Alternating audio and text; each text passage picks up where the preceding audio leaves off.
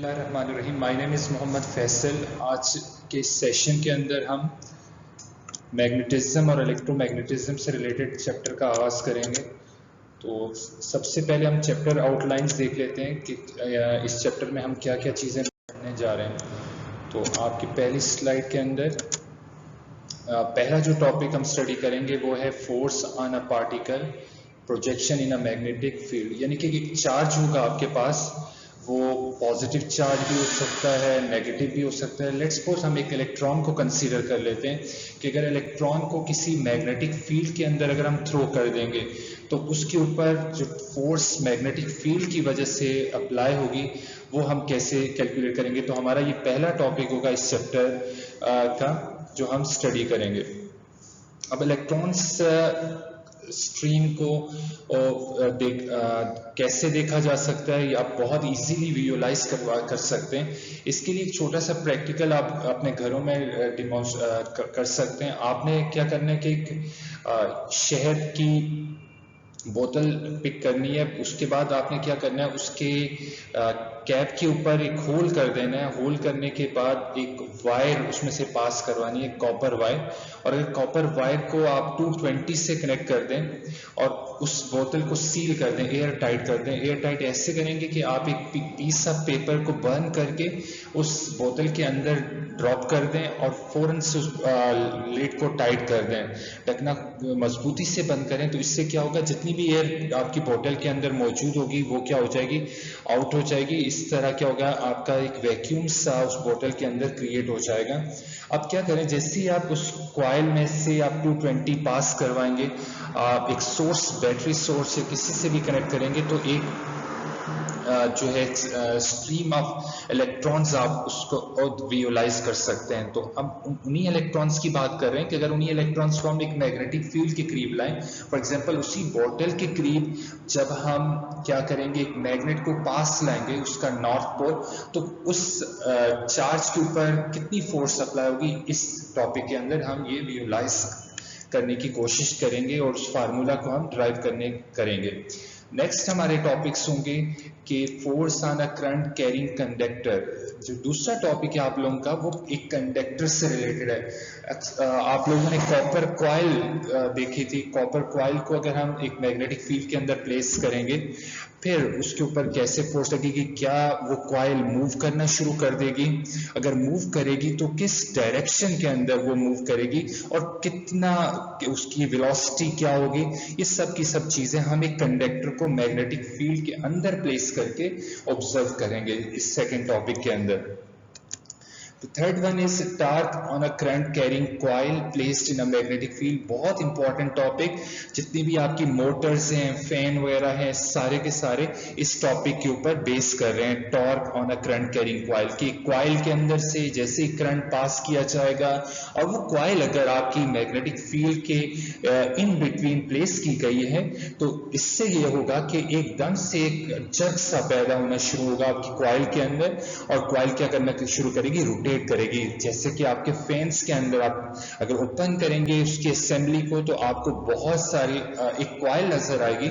उसी कॉइल में से क्या किया जाता है, जब करंट पास किया जाता है तो वो उसके अंदर टार्क पैदा होना शुरू हो जाता है। हमारे नेक्स्ट चैप्टर आउटलाइन के अंदर जो टॉपिक होगा वो चार्ज टू मास रेशो है या जे थॉम्सन एक्सपेरिमेंट भी है, जो हम इसके अंदर पढ़ेंगे। बहुत इंपॉर्टेंट टॉपिक है पेपर पॉइंट ऑफ व्यू से, और सेक्शन सी के अंदर इस क्वेश्चन को आपसे पूछा जाता है, चार्ज टू मास रेशो। तो इसको आपने बहुत अच्छे तरीके से तैयार करना है, अंडरस्टैंड करना है और prepare, paper point of view से प्रिपेयर भी करना है इसको आपने। फिर एम्पियर्स लॉ एक और important topic paper point of view से।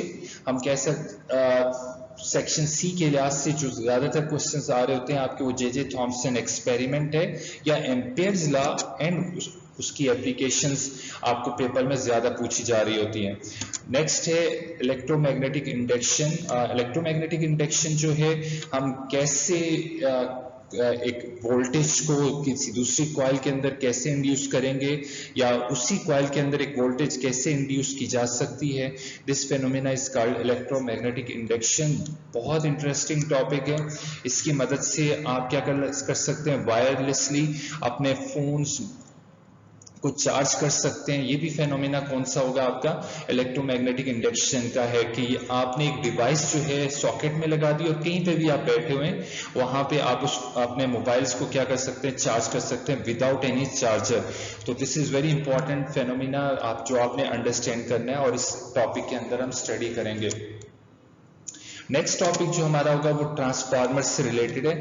ट्रांसफार्मर दरअसल एक इलेक्ट्रोमैग्नेटिक इंडक्शन की एप्लीकेशन ही समझ लें आप इसको, कि एक आपके पास दो डिफरेंट कॉइल्स होती हैं जिसमें से आपने क्या करना होता है, एक कॉइल के अंदर आप वोल्टेज चेंज कर रहे होते हैं जिसकी वजह से दूसरी कॉइल के अंदर एक वोल्टेज इंड्यूस हो रहा होता है। तो this is called transformer. Detail से हम नेक्स्ट टॉपिक में, एट द एंड जो है हमारा इस चैप्टर का लास्ट जो टॉपिक होगा वो मोशनल ईएमएफ से रिलेटेड होगा। तो आज ये थी चैप्टर आउटलाइन जो इस पूरे चैप्टर्स के अंदर आप करने चाह रहे हैं। उसके बाद हम इसके कुछ न्यूमेरिकल्स वगैरह होंगे जो है टॉपिक के साथ साथ हम कोशिश करेंगे अटेम्प्ट करेंगे। तो आज की नेक्स्ट स्लाइड के अंदर हम देखते हैं जो पहला टॉपिक है वो आज की क्लास में कवर करने की कोशिश करते हैं। तो पहला टॉपिक है हमारे पास force on a particle projection in a magnetic field. आप देख सकते हैं topic a particle projection means कि एक पार्टिकल है आपके पास and you have to project it in magnetic field. There are a number of magnetic lines which are starting from north pole and again it bends back to and terminate in south pole.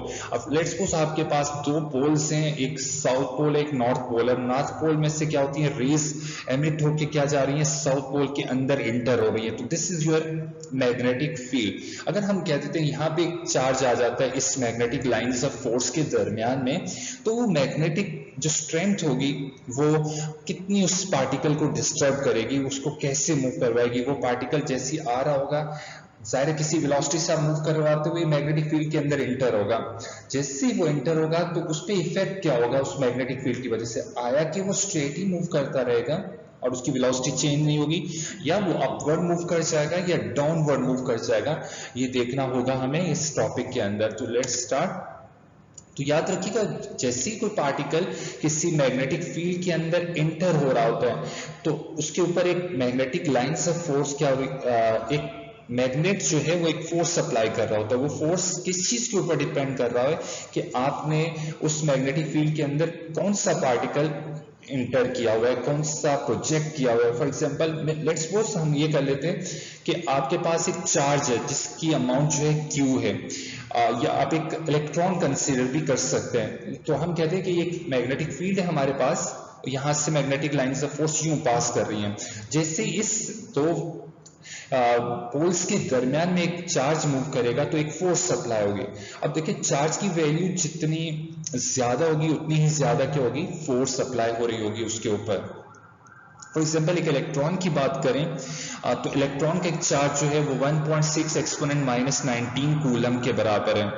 और अगर मैं कहूं कि मेरे पास एक ऐसा particle है जिसका चार्ज इससे भी ज्यादा है कहीं, तो मैं कह सकता हूं कि उसके ऊपर फोर्स भी क्या होना शुरू हो जाएगी, बढ़ना शुरू हो जाएगी। जैसे जैसे आप चार्ज की वैल्यू को इंक्रीज करेंगे तो मैग्नेटिक फील्ड जो है उसके ऊपर एक फोर्स भी ज्यादा स्ट्रॉन्गर अप्लाई करना शुरू कर देगी।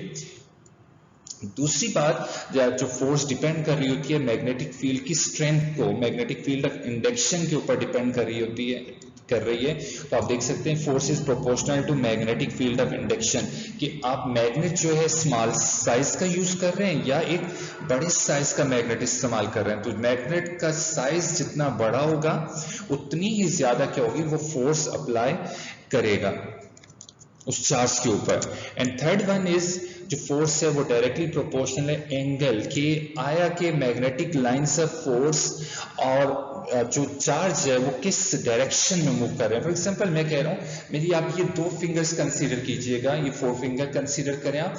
ये मैं कह रहा हूं कि मेरी मैग्नेटिक फील्ड की डायरेक्शन है, मैग्नेटिक फील्ड इस जाने मूव कर रही है। एंड अगेन ये देखिएगा मेरा चार्ज पार्टिकल जो इंटर हो रहा है वो along the direction of magnetic field है, वो भी ये चार्ज मूव कर रहा है, ये मैग्नेटिक फील्ड है। यहाँ पे इन दोनों के दरमियान आप देख सकते हैं कि चार्ज की मूवमेंट और मैग्नेटिक फील्ड पैरेलल है, या फिर यूं कह सकते हैं ये मैग्नेटिक फील्ड है और चार्ज आपका यूं opposite to the magnetic field move कर रहा है। यहाँ पे भी पैरेलल है बट -b के, मीन्स क्या है, यानी कि आप इसे एंटी पैरेलल कह सकते हैं। तो याद रखिएगा कि इट डिपेंड्स, चार्ज या तो मैग्नेटिक फील्ड की इस डायरेक्शन में मूव करेगा सेम डायरेक्शन के अंदर, मींस पैरेलल होंगे, या फिर चार्ज अपोजिट डायरेक्शन में मैग्नेटिक फील्ड के मूव करवा सकते हैं आप, वो एंटी पैरेलल होगा, या फिर परपेंडिकुलरली मूव करवा सकते हैं इसको, दैट इज 90 डिग्री। तो डिफरेंट केसेस में हम देखेंगे कि मैक्सिमम फोर्स कहाँ प्रोड्यूस हो सकती है और मिनिमम फोर्स कहाँ प्रोड्यूस होगी। एंड थर्ड एक वन मोर फैक्टर जो है हम स्टडी करेंगे कि जो फोर्स है वो डायरेक्टली प्रोपोर्शनल होती है वेलोसिटी ऑफ चार्ज पार्टिकल, कि आया कि आपका चार्ज स्लोली मूव कर रहा है मैग्नेटिक फील्ड के अंदर या फास्ट मूव कर रहा है, it also depends upon the velocity of charge particle. तो अगर वेलोसिटी ज्यादा होगी तो फोर्स भी ज्यादा होगी। तो आपके सामने स्क्रीन के ऊपर 4 फैक्टर्स हमने मेंशन किए हैं कि वो 4 फैक्टर्स कौन से हैं जिनके ऊपर फोर्स डिपेंड कर रही है। वो पहला है आपके चार्ज की अमाउंट, दूसरा वेलोसिटी है, तीसरा मैग्नेटिक फील्ड ऑफ इंडक्शन, और fourth one is the angle, कि किस एंगल के ऊपर आप अपने चार्ज पार्टिकल को मैग्नेटिक फील्ड के अंदर प्रोजेक्ट करवा रहे हैं। अगर इन 4 इक्वेशंस को हम कंबाइन करेंगे तो यहाँ पे इस डायग्राम के अंदर आप क्लियरली देख सकते हैं कि फोर्स, वेलोसिटी और मैग्नेटिक फील्ड की डायरेक्शन के बारे में। तो यहाँ पे आप देखेंगे, अगर इसको मजीद हम डिटेल से स्टडी करेंगे आगे, लेकिन इससे पहले हम ये फार्मूला देख लें। आप तीनों 4 जो इक्वेशंस आपके पास प्रीवियस जो है प्रेजेंटेशन के अंदर आपने देखी थी, प्रीवियस स्लाइड के अंदर आपने देखी थी, उन चारों की 4 इक्वेशंस को कंबाइन करेंगे तो आप वेक्टर फॉर्म में फोर्स को आप इस फॉर्म में लिख सकते हैं, F is equal to Q V cross B की फॉर्म में। यहाँ देखें चारों को मैंने पहले कंबाइन किया यहाँ इस इक्वेशन के अंदर, F proportional to Q V B sine of theta. फिर प्रोपोर्शनल का साइन यहाँ पे रिमूव जब किया गया है तो आपने प्रोपोर्शनल की जगह एक कांस्टेंट इस्तेमाल किया है, उसके बाद ये क्या हो गया, q we B sign theta as it is आ गया आपके पास।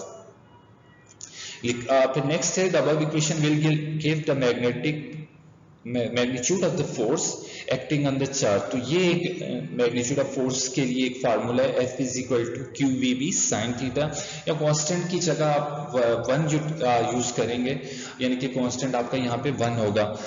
या इस इक्वेशन को अगर वेक्टर फॉर्म में देखना चाह रहे हैं तो वेक्टर फॉर्म के अंदर आप इसको इस फॉर्म में लिख सकते हैं, F is equal to Q and V cross B। Cross product पे क्यों आ रहा है, क्योंकि आप देखें जब भी साइन थीटा को रिमूव करते हैं तो हमेशा क्रॉस प्रोडक्ट आता है, और क्रॉस जब हटा रहे होते हैं तो डॉट प्रोडक्ट आ रहा होता है, यानी कि वेलोसिटी और मैग्नेटिक फील्ड के दरमियान एक क्रॉस प्रोडक्ट है। और आप इसको राइट हैंड रूल से फोर्स की डायरेक्शन को भी फाइंड आउट कर सकते हैं कि अगर आपके पास कोई 2 वेक्टर्स है, लेट्स सपोज मेरे पास कोई से 2 वेक्टर्स हैं, एक v इस जानिब है और b इस जानिब है, तो मैंने क्या करना है, राइट हैंड रूल के मुताबिक आपने राइट हैंड की ओपन करना है, उसको आपने वेलोसिटी v के ऊपर प्लेस करना है और अपनी फिंगर्स को वेक्टर b की जानिब क्या करना है, कर्ल करना है, यूं करके मूव करवाना है। तो ये थंब की डायरेक्शन किसको शो कर रही होगी, फोर्स की डायरेक्शन को शो कर रही होगी। तो लेट्स सी आगे हम मजीद इसको देखेंगे। ये देख लें आप इस फिगर के अंदर द डायरेक्शन ऑफ फोर्स कैसे कैलकुलेट करेंगे। तो अगेन देख लें आपके पास वेक्टर v है, एक पॉजिटिव चार्ज है, और वेक्टर b है, और ये पॉजिटिव चार्ज के ऊपर फोर्स कैसे अप्लाई होगी। तो आपने क्या करना है, v से b की जानिब आपने अपने राइट हैंड को क्या करना है, अपने राइट हैंड की फिस्ट को आपने वेक्टर b के ऊपर प्लेस करना है, और उस b के ऊपर प्लेस करने के बाद आपने b की जानिब अपनी फिंगर्स को कर्ल करना है। तो अपवर्ड डायरेक्शन जो है, थंब की डायरेक्शन जो होगी किसको शो कर रही होगी, वो फोर्स को शो कर रही होगी। तो minimum force on the charge उस सूरत में होगी जब आपका V और B जो है सेम डायरेक्शन में होंगे। जैसे मैं आपने बताया था, मैंने कहा अगर ये V आपका मैग्नेटिक लाइंस ऑफ फोर्स है, B है ये आपका, और चार्ज आपका यूं मूव कर रहा है इस डायरेक्शन के अंदर, उसकी वेलोसिटी इस तरफ है, तो यहां देख सकते हैं B और V के दरमियान एंगल कितना बन रहा है, 0 बन रहा है, क्योंकि दोनों जो वेक्टर्स हैं पैरेलल हैं। और पैरेलल के केस में याद रखिएगा एंगल कितना हो रहा होता है, 0 डिग्री बन रहा होता है, और फोर्स क्या हो जाएगी, 0 हो जाएगी, क्योंकि साइन आप जब एंगल फार्मूला के अंदर 0 पुट करेंगे तो फोर्स भी क्या होगी, 0 हो जाएगी।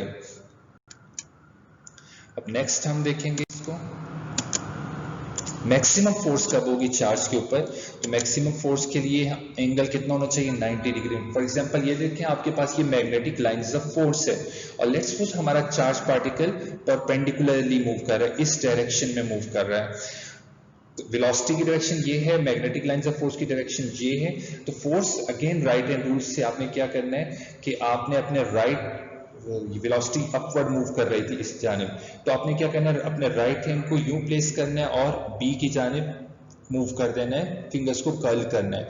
तो आपकी जो है पॉजिटिव थंब की डायरेक्शन कहाँ है, टूवर्ड्स द स्क्रीन आ रही है, टूवर्ड्स यू आ रही है, आपकी जानिब आती हुई नजर आ रही होगी आप लोगों को। तो ये फोर्स की डायरेक्शन है, लेकिन ये याद रखिएगा सिर्फ और सिर्फ ये पॉजिटिव चार्जेस के लिए होता है। लेकिन अगर हमारे पास फॉर एग्जांपल लेट्स सी ये हमारे मैग्नेटिक लाइंस ऑफ फोर्स है, और हमारा इलेक्ट्रॉन जो कि नेगेटिव चार्ज है वो अपवर्ड डायरेक्शन में मूव कर रहा है, तो इन दैट केस आपकी फोर्स की डायरेक्शन उस जानिब टूवर्ड्स यू नहीं होगी, बल्कि टूवर्ड्स मी हो जाएगी, वो अपोजिट डायरेक्शन में होगी। तो हमेशा जो राइट हैंड रूल आप अप्लाई करेंगे ओनली फॉर पॉजिटिव चार्जेस होगा, not for negative charges. Negative charges में क्या हो जाएगा, उसका रिवर्स हो जाएगा। अब बात कर लेते हैं unit of magnetic field of induction. तो आपके पास फार्मूला आपने ड्राइव कर लिया, F is equal to Q we B sine of theta, angle 90 है यहाँ पे। जब प्लेस करेंगे, जब परपेंडिकुलरली मैग्नेटिक फील्ड के वो चार्ज आपका एंटर होगा, तो एंगल कितना बन रहा होगा आपका, 90 डिग्री बन रहा होगा। तो F is equal to Q we B sine 91 के बराबर है। तो नेक्स्ट स्टेप के अंदर आप देख सकते हैं सिंपल आपका F is equal to Q we B रखा गया है। हमने फाइंड आउट करनी है मैग्नेटिक फील्ड इंडक्शन की यूनिट। तो हमें यहाँ से B को क्या करना है, सेपरेट करना है। तो क्यू वी वो पैरामीटर्स हैं जो B के साथ क्या कर रहे हैं, मल्टीप्लाई कर रहे हैं, दूसरी जानिब जाके क्या हो जाएंगे, डिवाइड हो जाएंगे। तो B इज इक्वल टू आपके पास क्या आ गया, F अपॉन क्यू वी हो गया।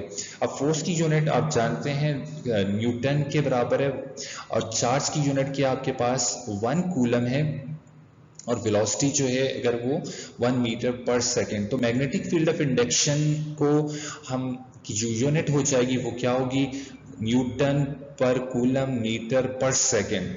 और डिफाइन कैसे कर सकते हैं, आप यूं कह सकते हैं कि जब आपके पास 1 कूलम का चार्ज 1 मीटर पर सेकेंड की वेलोसिटी से मैग्नेटिक फील्ड के अंदर एंटर हो, और उसके ऊपर अगर फोर्स 1 न्यूटन की अप्लाई हो, यानी कि मैग्नेटिक फील्ड फोर्स जो है आपके पास उसके ऊपर 1 न्यूटन अप्लाई होगी, तो जो मैग्नेटिक फील्ड ऑफ इंडक्शन होगी उसकी जो स्ट्रेंथ होगी वो क्या होगी, वो 1 टेस्ला होगी। दिस इज एक्चुअली 1 न्यूटन पर कूलम मीटर पर सेकेंड, इस इज इक्वल टू 1 टेस्ला जो है। हम इसको नेक्स्ट स्लाइड के अंदर हम देखेंगे व्हाट इज टेस्ला। तो यहाँ लिखा गया क्लियरली, आप देख सकते हैं कि unit of magnetic field of induction, यानी कि जो बी था हमने सेपरेट किया था उसकी जो यूनिट है वो क्या आपके पास टेस्ला है। और डिफाइन भी कर दिया गया कि 1 coulomb charge enters with the velocity of 1 meter per second perpendicular to the direction of magnetic field। ये मैग्नेटिक फील्ड है, चार्ज कहां से एंटर होगा, लेट्स सपोज यूं चार्ज, ये मैग्नेटिक फील्ड है आपके पास, चार्ज यहां से यूं आ रहा है परपेंडिकुलरली, क्योंकि मैग्नेटिक लाइंस ऑफ फोर्स की डायरेक्शन यूं है, और यहां से अगर आप एंगल गौर से देखेंगे तो एंगल कितना बन रहा है, 90 डिग्री का बन रहा है। और मैं कहता हूं तो ये हमारा ये चार्ज की जो मूवमेंट है वो क्या है, 1 मीटर पर सेकेंड है। तो आप बिलीव कीजिए कि जो उसके ऊपर फोर्स अगर 1 न्यूटन की हो, अगर आप ऑब्जर्व कर रहे हैं 1 न्यूटन की फोर्स उसके ऊपर लग रही है, तो हम कहेंगे कि जो मैग्नेटिक फील्ड की स्ट्रेंथ है, मैग्नेटिक फील्ड ऑफ इंडक्शन जो है वो क्या होगी, 1 टेस्ला होगी। तो ये थी हमारा जो टॉपिक। अगले टॉपिक में जाने से पहले कि force on a current carrying conductor placed in a uniform magnetic field, ये भी सेम उसी तरह का है टॉपिक आप लोगों के पास। तो इसमें सिंपल ये क्या किया गया कि आपके पास एक पूरा कंडक्टर ऑब्जर्व किया गया। आपके पास डायग्राम में आप देख सकते हैं क्लियरली कि इलेक्ट्रॉन्स जो हैं, sorry positive charge upward move कर रहे हैं और मैग्नेटिक फील्ड के डायरेक्शन डायग्राम में क्रॉस शो किए गए हैं, जो कि ये डिनोट कर रहे हैं कि magnetic field inward the paper है आपके पास। और लेट्स सपोज कह देते हैं हम लोग n इलेक्ट्रॉन्स इस unit volume of the conductor हैं और वॉल्यूम ऑफ द कंडक्टर आपके पास AL है। तो उसके बाद नेक्स्ट देखते हैं हम लोग,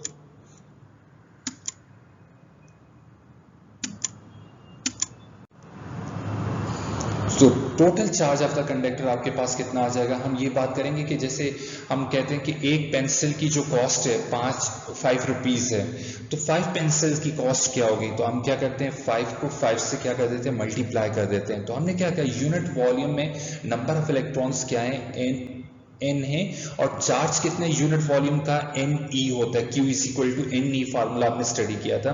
तो ये जो फार्मूला आपके पास सामने आ रहा है Q is equal to NaLe, it's mean कि आपके पास अगर यूनिट वॉल्यूम का चार्ज Ne है और अगर आपके पास टोटल वॉल्यूम Al हो, राइट Al होगा, तो टोटल चार्ज कैसे निकालेंगे, आप इन दोनों को मल्टीप्लाई करते हैं तो क्लियर होगा। तो मल्टीप्लाई करेंगे तो Ne को क्या करना है Al से, ये टोटल जो कि वॉल्यूम है उस पूरे कंडक्टर का, उससे आप क्या कर देंगे मल्टीप्लाई कर देंगे तो टोटल चार्ज आ जाएगा।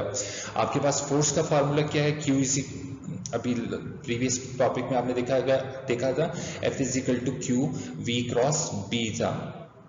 नेक्स्ट क्या है, आप Q की जगह ये वैल्यू आप पुट कर दें NaLe, Q की जगह प्लेस की, और V जो वेक्टर है आपने क्या किया, उसकी जगह यूनिट वेक्टर का कंसेप्ट इस्तेमाल किया है कि vector divided by its magnitude. तो क्लास ये वेक्टर है, V वेक्टर गिवन है और मैग्नीट्यूड को यूनिट वेक्टर के साथ मल्टीप्लाई करके हमने V magnitude into A hat use कर लिया वेक्टर V के बजाय। उसके बाद नेक्स्ट जो हमारे पास होगा,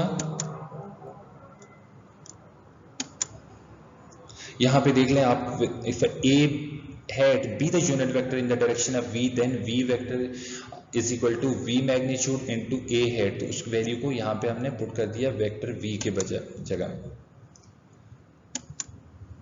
नेक्स्ट जो है हमने क्या कर देना है, L को आपने रिप्लेस करना है V से, V वेक्टर को बाहर लेके आना है और L को उसकी जगह लेके जाना है। फिर देन आप L को L वेक्टर की फॉर्म में एक्सप्रेस करेंगे। तो आप देख सकते हैं यहाँ पे जैसे V को आपने चेंज करके VA लिखा था, अब L को चेंज करके हम लोग क्या लिख सकते हैं, यहाँ पे वही सेम V जो है आपके पास, V और L को रिप्लेस करने के बाद L को चेंज किया है,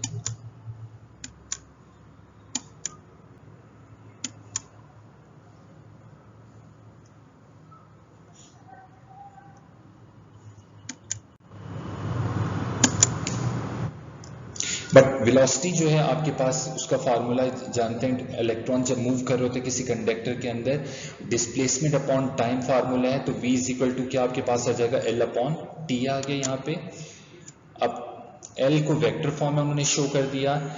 अब इस वैल्यू को आपने क्या करना है, ये NaLe जो है आपके पास किसके बराबर है, Q अपॉन T के बराबर है। तो इस पूरे की जगह NaLe की जगह आपने क्या कर देना है, Q अपॉन T पुट कर देना और L cross B as it is आ जाएगा आपके पास।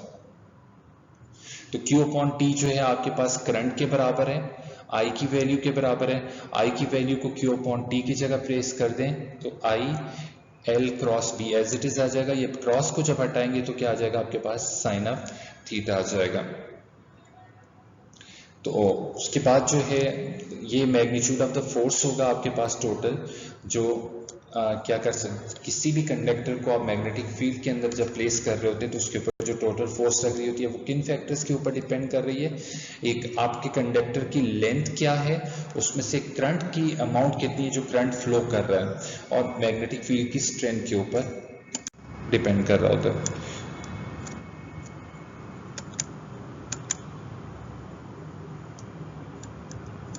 ये आप देख सकते हैं कि अगेन राइट हैंड रूल को यूज़ करना है, डायरेक्शन ऑफ द फोर्स जो कंडक्टर में होगी कि राइट हैंड रूल से, और ये हमेशा एल एंड बी के परपेंडिकुलर होंगी। फॉर एग्जांपल आप राइट हैंड रूल में बी की डायरेक्शन इस तरह, आपके इलेक्ट्रॉन्स अपवर्ड मूव कर रहे हैं तो फोर्स की डायरेक्शन क्या होगी, इस जानिब होगी, यूं।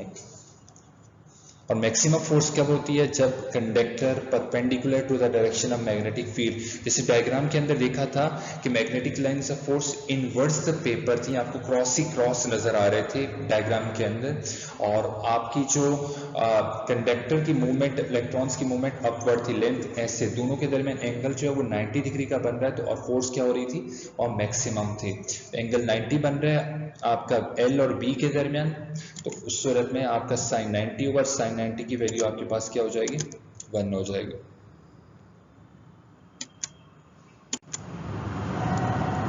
और जब कंडक्टर को आप मैग्नेटिक फील्ड के पैरेलल प्लेस करेंगे तो फोर्स क्या हो जाएगी आपकी, मिनिमम 0 के बराबर होगी।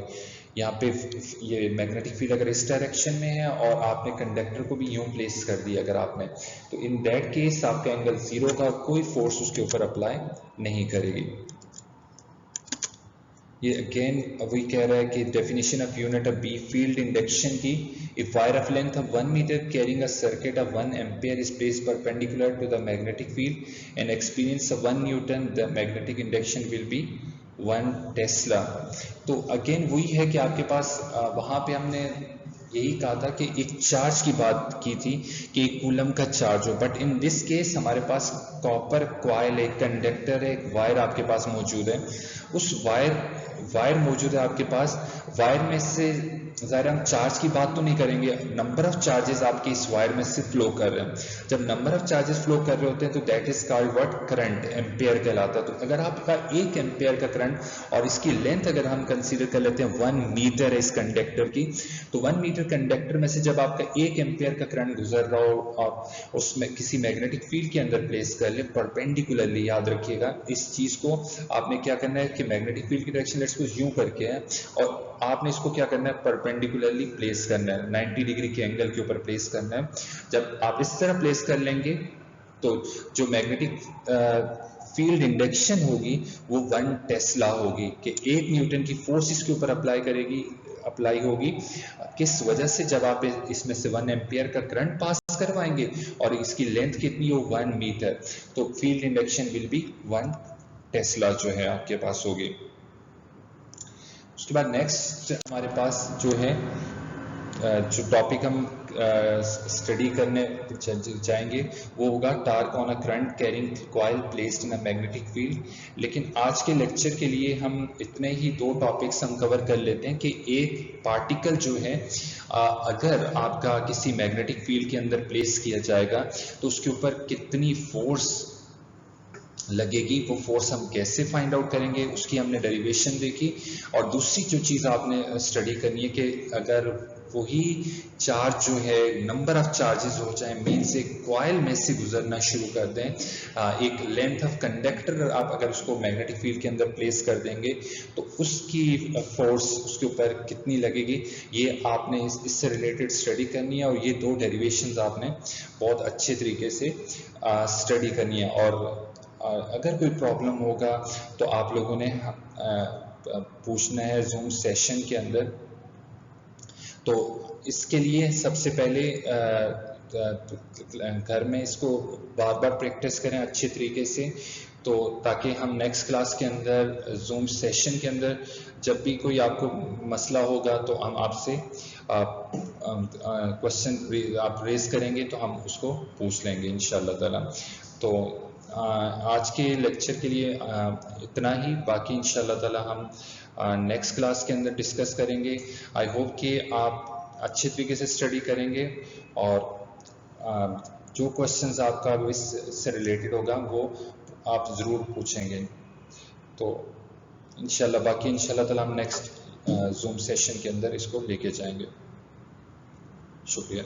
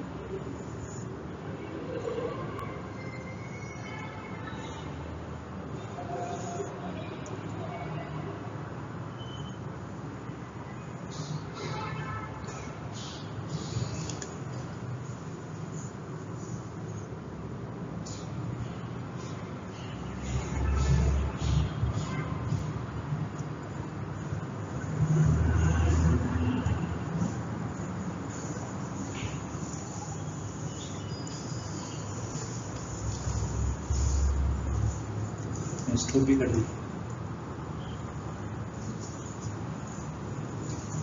Let me use